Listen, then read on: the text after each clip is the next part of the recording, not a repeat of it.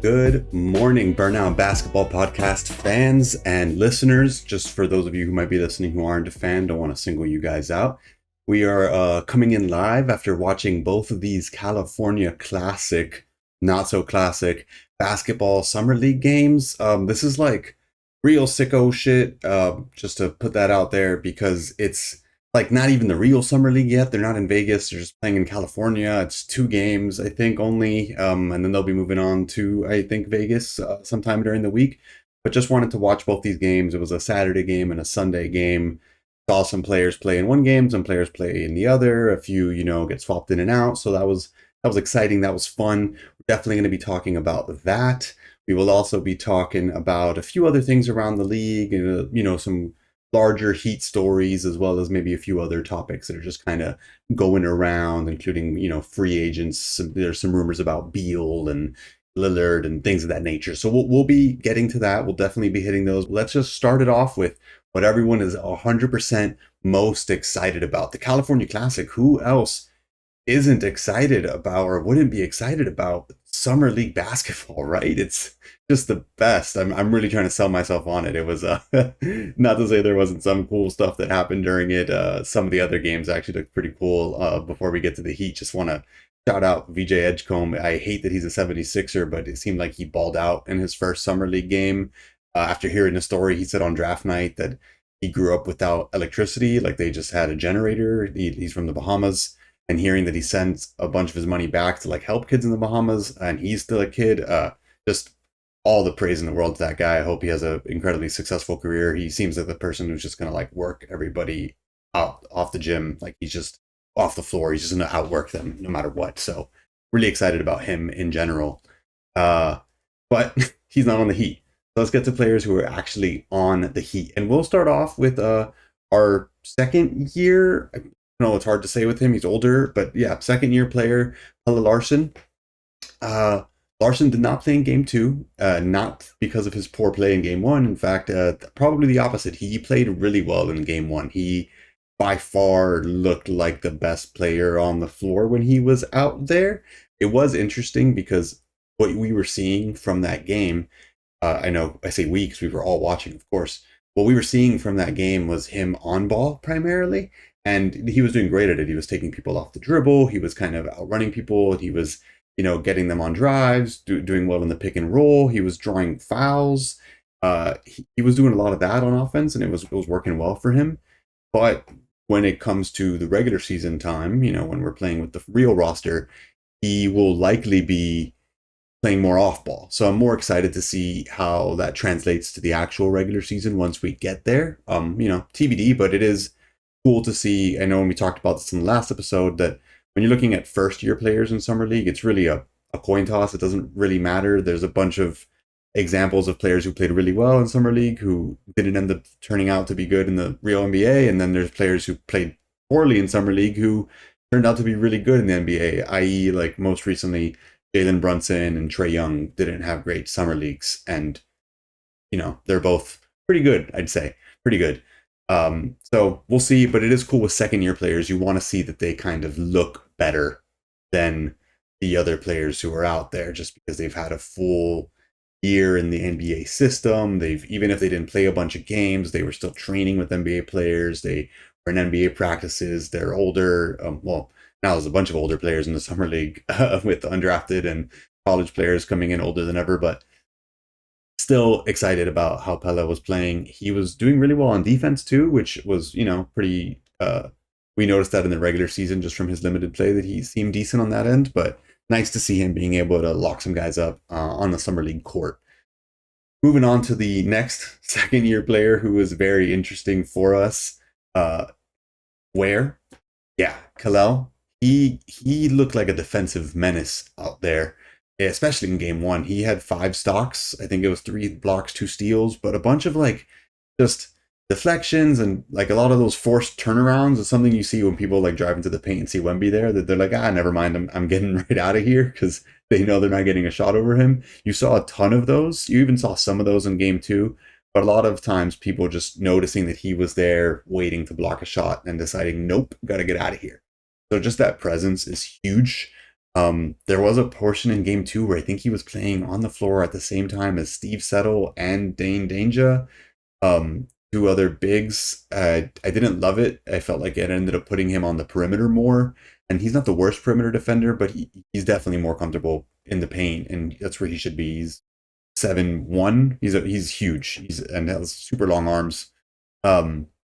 Couldn't notice physically the weight that they said he put on in the offseason. I think they've said he's gained like 20 pounds or something, which I guess when you have that big of a frame, it's hard to notice. But he did play really well in the post on offense. He was able to seal defenders off. He was able to even guard bigger, centers, which was nice to see. Maybe that is where the weight is actually kicking in. What was really exciting with him on offense was two things. The lob threat. I mean, he's always on the pick and roll, like looking for that lob. Unfortunately for us, a ton of the passes, especially in game two, were terrible. People were not throwing good lobs to him at all.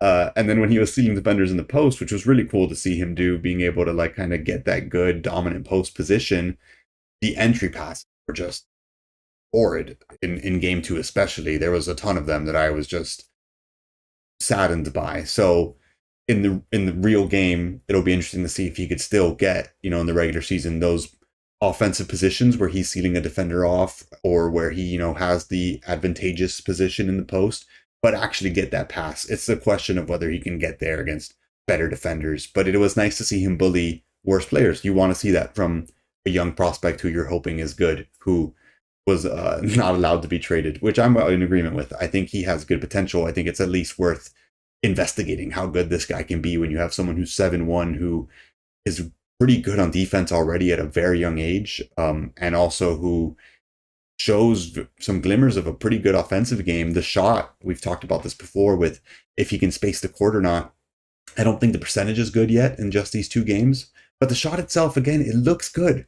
It looks good when he's shooting it. There weren't any like terrible misses from him from three. A lot of them were like rattles out. But he did have this one in game two, this dribble, spin, step back into a three, which, cool, Ware if you got that in your bag. And he hit it. He hit it. So I think that's like one of the only ones he's made. So I loved seeing that, just because if he can get that three more consistent, and if he's able to hit them off the dribble on spin moves and step backs, that unlocks a lot of stuff. So really excited just to see how he continues to play in the summer league. You can tell his offensive game is a little bit dependent on getting proper passes. Being a big, you see it all the time with people of that size. So we will see again what it looks like in the actual summer league when we're playing, our actual roster, whatever that means, our summer league real roster. So there was a lot of like testing out, it seemed like, in this game. But overall, if you're worried about Ware or excited about Ware, I would go with excited. It looked good. He looked really good out there. I'm even more pumped to see him in the regular season. Now to our rookie, who we've all been excited about, AJ. If you only look at the box score, you're going to immediately think he's a bust. Which, again, just to say, this is only 2 games of Summer League, and in general, again, a reminder, it's not that indicative of anything when it comes to that, like shot percentage and things of that nature. There's obviously things you could take away from watching, but just whether or not they made or missed shots, I'm not too worried about that just yet. It's a very small sample size, and again, there's tons of examples of people who have played really well in Summer League who weren't that great, and vice versa. So 2 terrible shooting games. He still seems pretty willing to shoot, which was, pretty good. I think game 1, you could tell after he missed a few that he didn't want to as much anymore. Biggest concern, I guess, so far is still the turnovers. When he gets pressured on ball, it's still an issue. He definitely has trouble, like what we saw, taking people off the dribble still. He kind of needs that pick and roll to help him out. An issue, too, that was kind of working against him is that it seems like players aren't really ready for his passes. He's a creative passer, and a lot of the times when he's driving, he's looking for the cutter or the person who's like open to shoot the three. And sometimes he throws a pass that players are not expecting, and that just comes from not any time to gel together yet. So I think his assist numbers are non-existent or down because of that for the most part. I think some of the turnovers are definitely a little bit overblown. There was even one specifically in game 2 that I was feeling bad for him because I'm like, it's going to count as a turnover against him. Forgot what player it was that drove in. They kind of threw a sloppy pass out to KJ, who was sitting at the corner. KJ is able to catch the pass, and then, recovering from this sloppy catch, he starts dribbling in. Bronny taps the ball off KJ, and then it goes out of bounds. So, of course, it's a turnover on KJ. But I felt bad. Just, you see that, you're like, and people are going to look at the box score. They're only going to see the X amount of turnovers, X amount of turnovers in 2 games. But, like, if you actually watched it, it didn't look atrocious by any means. And it even goes to show, and I know plus minus in general doesn't mean the most in 1 or 2 games, but in this game 2, which was a blowout, our best plus minus player by a small amount, -4, was Cook, which we'll get to him later. And then right after that was Ware and KJ at -5. So when he was on the court, even though he had, I think it ended up with 3 or 4 turnovers, he was still playing great. So not great. Sorry, that I don't want to use that word loosely. He was playing well, especially on defense, and that was one of the concerns with him coming in, which was interesting. Our coach, what are they calling him? Timu Eric Spoelstra. His name is Eric. Also, he looks like Eric Spoelstra. I think they're calling him a great value, Coach Spo. He also talks like him. It's really weird. It's a very weird vibe. If you guys haven't seen our summer league coach, please go look at him. He talks and acts and sounds a lot like Eric Spoelstra, but he's not. Regardless, he was saying that they definitely need to try to get KJ more involved in the offense in a better way, but he has shown up on defense. He's playing incredibly tight D. He's forcing steals. His hustle is tremendous. There was just 2 times alone in game 2 that he threw himself on the floor to get a loose ball and got the loose ball. So seeing that hustle from him is awesome. I love that. You're also seeing him on offense moving a lot. He's not just standing still when he's not with the ball. He's moving, he's cutting. Issue is people aren't really finding him on cuts because for the most part, everyone in summer league is just looking to score.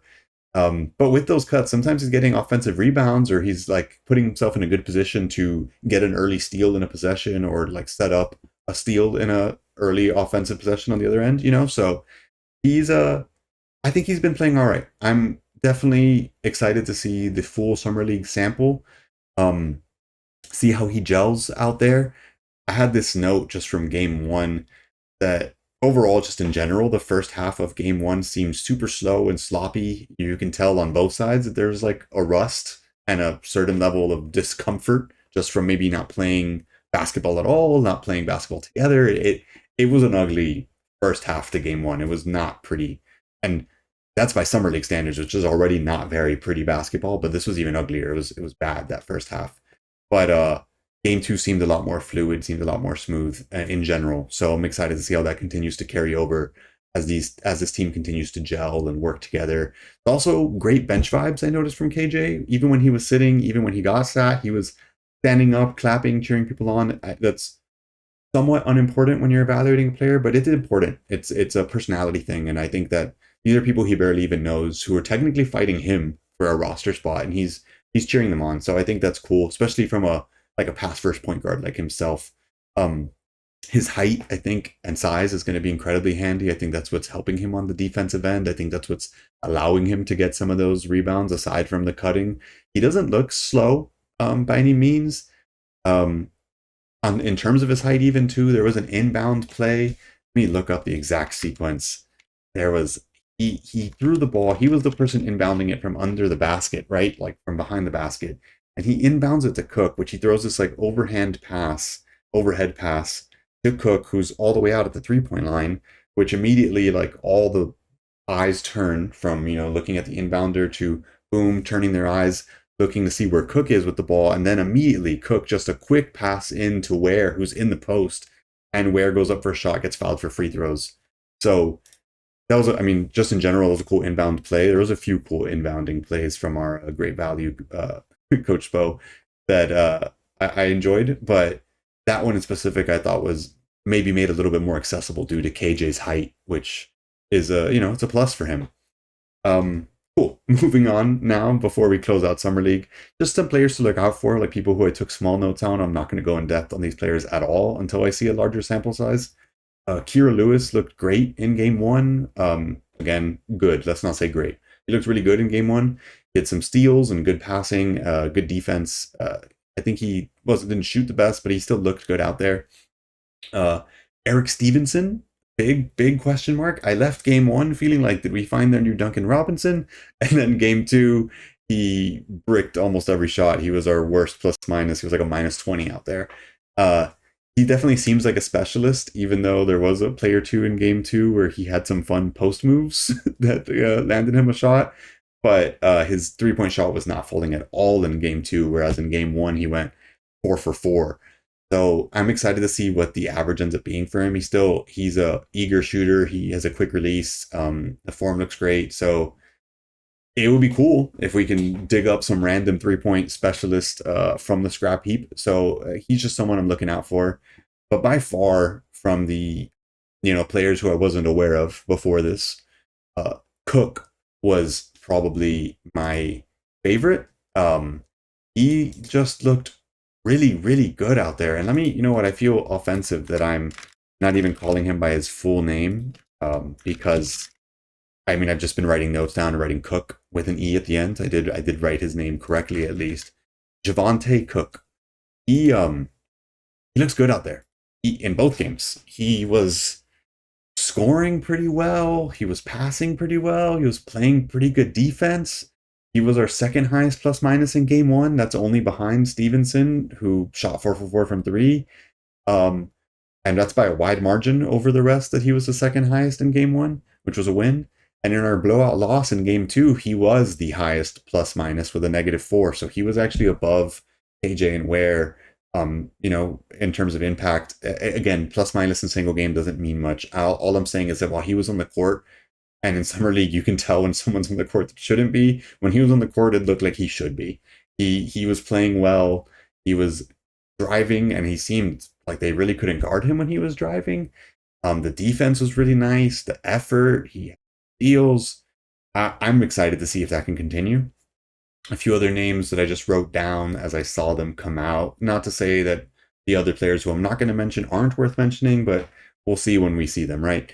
But Dane Danger, who I was curious about since he was a big, he looked incredibly slow out there, but on the offensive end, he showed some glimpses, so interested in that. My only note on Steve Settle is that he looks really skinny. Not too much to take away from game two. He didn't play game one. And then Vlad Goldin only played game one. I don't know if it's Goldin or Golden. I like Golden, and maybe like a Golden Eye. Maybe we can get a little bit of a reference in there. We'll see. We're working on that. But in game one, my biggest note was that he looks like he sets really hard screen. And that was a note that I think George brought up when we were discussing Golden. So hard screens, big fella. He looks like he can be a decent defender. We'll see if he's good enough to be like a rotational player, but it's to be determined. We'll find out. Last note on a specific player, but in game two, Cole Swider was on the enemy team. That was the opponents on the ops. I forgot about that. I forgot about him, really. I think he was on our team 2 years ago. I think this past season he was with the Pistons, and then the season before that he was with us. He's on the Raptors now. He played pretty well. He looked pretty good out there. He was making some good shots. Had some high arcing shots over Ware. A few players had some high arcing shots over Ware in game two that I was curious about. I'm like, people don't always hit those, but they were hitting them. But yeah, I'll shout out to Cole Swider. Hope he finds a good landing spot with the Raptors. Only other overall notes from watching these Summer League games is what's up with the full court presses? It was both games. I guess since it's only a 40-minute game, 10-minute quarters, and these guys are fighting for their spots, it was literally the whole 40 minutes of game one and game two, 80 minutes of full court presses. It was ridiculous. Also, there was like a violation, like a clock error in game one that delayed the game. That sucked. That was boring. It took like 10 minutes. And then there was a review, I think. I forgot if it was game one or game two. But even the commentator said it, like, what are we doing here? We're taking way too long on this review. Let's get it going. This is a California classic, baby. We gotta go. We gotta go. So those are just some annoying notes. But overall, decent games. I'm interested to see how it continues. I'm interested to see if Larsson actually plays for the rest of Summer League. I hope he does against more competition. And I hope Ware continues to play as well, because I want to see what Ware looks like against maybe some better players, better teams, and in more games, larger sample size. And really hoping that AJ can find his shot, Mr. Kasparas Jakučionis. I hope the best for him. And the box score watchers just need to chill. Just chill. It's 2 games of Summer League. Like, if you're gonna be a hater, after 2 games of Summer League, just don't pay attention. Just turn off your phone. Basketball's not happening. Being the host of a podcast who is desperate for viewers probably shouldn't be telling you not to watch basketball or pay attention to it. But if you're gonna be a hater at this point, 2 games into a 18, 19-year-old's Summer League performance, when you didn't even watch, you're just looking at the box score, like, just, you got better things to do, man. You got better things to do. I'm not here to say he's going to be great. I'm not here to say he's not going to be a bust. I don't know that yet either, but like, just chill. He looked fine out there. It's 2 games, and it wasn't terrible. The plus minus says so. Even with the turnovers, the team was still okay with him on the court, and that was because of all the other things that or not solely because of all the other things he was doing, but in part due to that. So we'll see going forward. And that kind of brings me to my next point about haters, about just bitter people in general. I've been seeing more and more posts on Twitter or X, whatever, and on Reddit, and even on, I think, Instagram, of people like wanting the Heat, like almost clamoring, begging for the Heat to blow it up. Barry Jackson, like, talking about Bam's trade value and stuff. And like, again, like, what are we talking? Like, shut up. Like, you don't trade your best player, who's a perennial depoy, pretty much, who can guard 1 through 5, probably the most switchable player in the league, in terms of 1 through 5, who played a huge role in the Olympics, who everyone has nothing but good things to say about, who players around the league love, who, if we do land a star eventually, to put beside him, it's going to be because of who he is. He's an unselfish player who knows how to pass. He's a smart player. He's a great defender. He has a pretty good offensive game. Like, everyone wishes that he could score 26 a game or whatever, but he's a really, really good player. I don't know what's going on. And then some of the comments about the trade aren't even about him, or about this made up trade that's not happening, aren't even about him being bad or anything of that sort, but they're about us wasting his window, which just, the word window gets thrown around so loosely, when teams talk about their window, like Kevin Durant's window because he's 48 years old, or the Celtics window, is it closed now that Tatum got injured and they're blowing up their team? Like, whatever, those are okay window talks to have, but we're talking about Bam's window. He's just about to turn 28 years old. By any means, the prime of an NBA player is considered from 27 to 32, in that range. And then even then, we see lots of players who still play well past that, like a ton of players, especially more now. And I saw comments about, like, his game's not the kind of game that's going to age well. I don't get that either. He's a very smart, very strong defender. I mean, obviously, he sometimes takes people off the dribble. He has a burst to him. He's a high leaper for lobs, but I'm pretty sure his game's going to age well. He's a smart player with a pretty decent shot. I just the window when it comes to Bam, like, we can have a full reset in the next 4 years, and he's going to be 32. That's fine. Like, who knows what's going to happen in 4 years? 4 years ago, what was the OKC Thunder record 2021? Let's just look at that. Oh wow, they were the 14th team in the West. They were 22-50 4 years ago.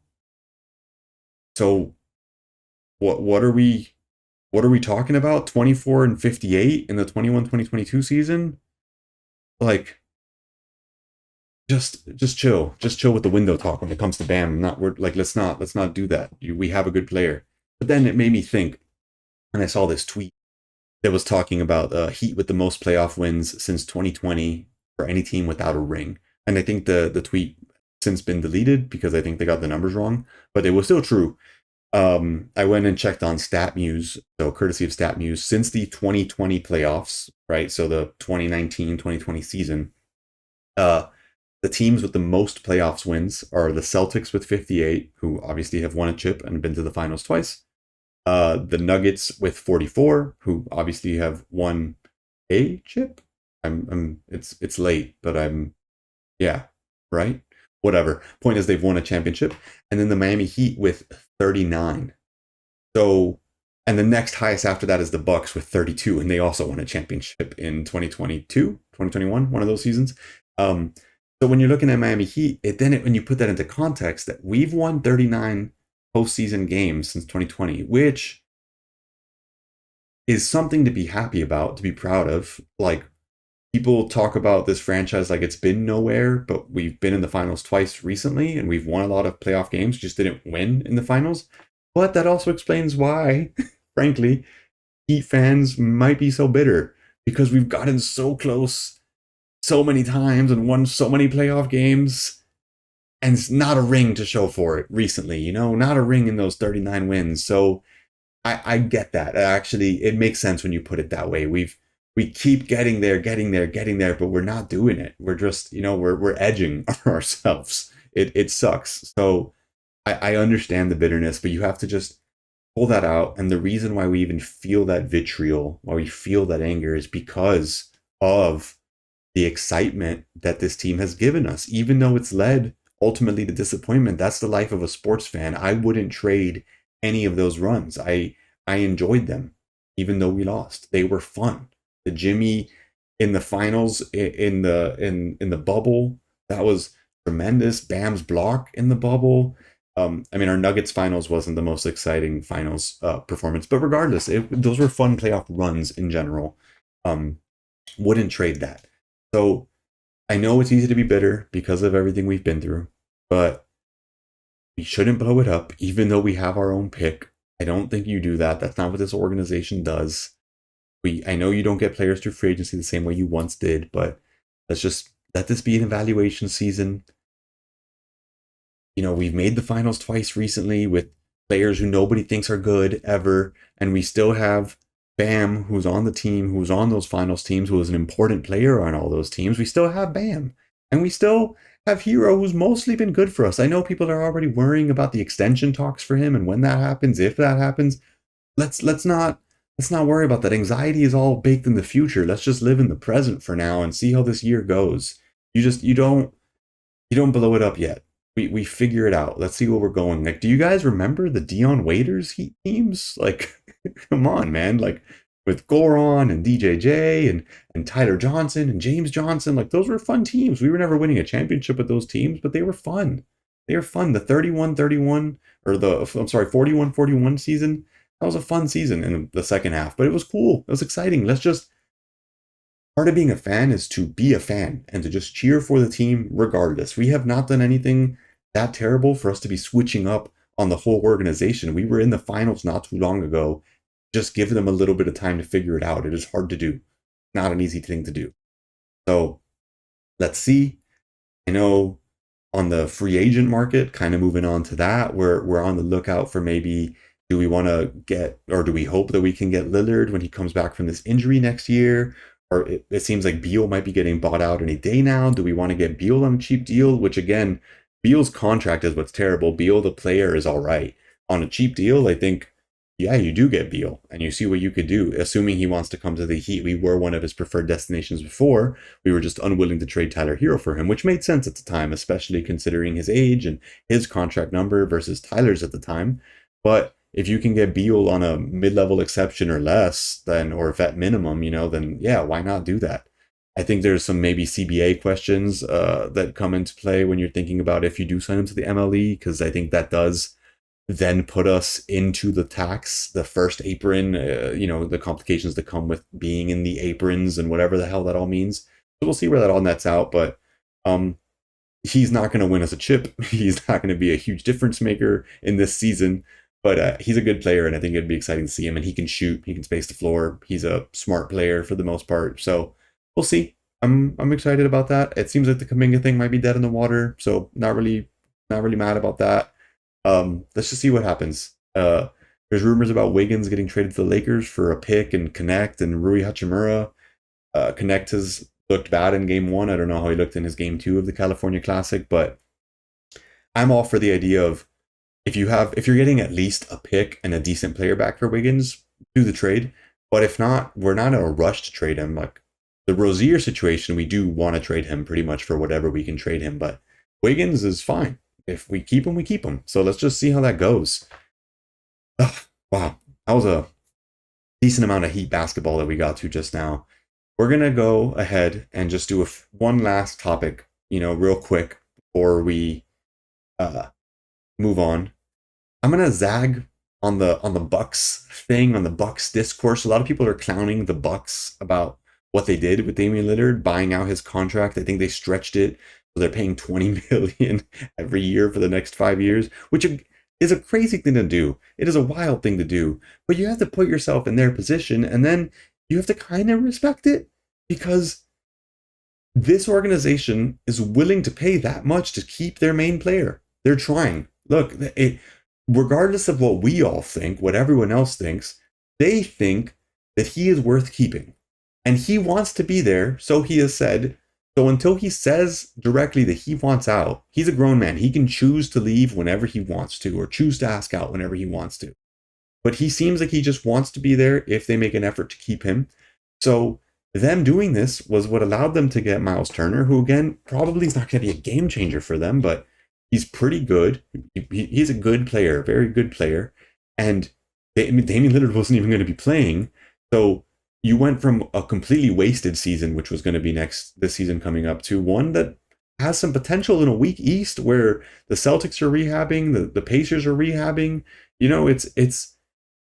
I think it's cool that they're doing that, because even if he ends up wanting to leave in 6 months or a year, and people are like, oh, you just fucked up your future paying this $20 million contract for the next 5 years. If Giannis leaves, they are not going to be good for probably at least 4 to 5 years. They're going to get a boatload of picks if he leaves, and they're going to build around young players and tank for a little bit, probably. So that's fine. It's okay, because either way, when he leaves, they're going to suck. And it's probably behooves them to suck when he leaves if they're able to get their own picks back. So not worried about that. People take for granted that this is a team that is in Milwaukee. It's not like they get free agents all the time. He is their guy. He won them a championship. He's the reason people buy tickets to the games. He's the reason that they get jersey sales. He is their profit. So, and I meant that with an F, not with a PH, but that could work too if you were talking, in the past tense. But he is the reason that they're able to run a profitable organization business, at least to the extent that they do. So totally understand them wanting to keep him. I think it's a cool move. Go for your guy, man. Until he says he wants out, and when he wants out, sure, trade him and get everything you can get for him. But until then, do it. That's my last note. I'm going to close this out with just the thing I'm burnt out for, my burnout segment of the week, and what I'm fired up for. Right? We're gonna get burnt out, and then we're gonna get fired up. So what I'm burnt out for, ironically, or what's burnt me out, is all this rain. It's been miserable in South Florida, and just Florida maybe in general, for the past 10 days, maybe 2 weeks. It's been raining every single day, thunderstorms every single day, which is soothing and relaxing. I was sick recently. I got over it. I think I'm mostly over it at this point, and that was nice when you're having a lazy day at home and it's raining. But it really does suck when you want to do things or go outside, or it's just ugly weather. It's just ugly, and I'm not a big fan of lightning and thunder. We could do without all that. So that's what's burnt me out this week. And then what I'm fired up for is Iceman by Drake. Drake recently did a live stream, dropped a new song, What Did I Miss? Kind of talking about the people who have turned on him and whatnot. And look, I don't care. I'm an unabashed Drake fan. I love his music. I don't think he won the beef. I think Kendrick won the beef. That has nothing to do with this. That doesn't change the fact that I am a fan of his music and I enjoy his music. And I liked this song and I'm excited for this album rollout. It seems like he's putting a lot of effort and attention into this album rollout. So I'm hyped for that. I'm hyped for the Iceman. Let me know if you disagree or agree, whatever. But I'm just I don't let him losing a beef change how I feel about him when I've been listening to his music since I was in middle school, like probably like 15 years almost. Like it's a long time and I've had a lot of good memories to his music and I still enjoy most of his music to this day. So yeah, that's what's got me fired up. Aside from of course watching some more classic summer league basketball, even though we are moving on from the California Classic and hopefully going to Las Vegas very shortly. We will be back at some point in the next week or so. Don't know if I'll be doing a midweek episode this week. We'll figure it out. I got some life stuff going on, and I don't know how many games are playing between now and then. When I look at the Heat schedule, it looks like our next game. Let's just check for you. Heat schedule, summer league, right? We are not playing again until the 8th. Yeah, until the 8th against the Warriors, and then which is Tuesday, and then the 11th is when finally the Las Vegas Summer League starts, and that's when we'll be playing a bunch of games in a row, like the 11th, 13th, 14th, and 17th. Those are the 4 Las Vegas Summer League games. So we got 5 games left in total. I'll probably do a split of some sort where maybe after that Friday game, probably after that Sunday game. We'll see. We'll see how we break it up. But point is, maybe we won't be doing a midweek episode this week. But to all of you who are still listening to me babble on, ramble on, thank you for listening. Appreciate it. Share with a friend. Leave a comment. Leave a like. Make sure to follow. Do all the stuff. See you later.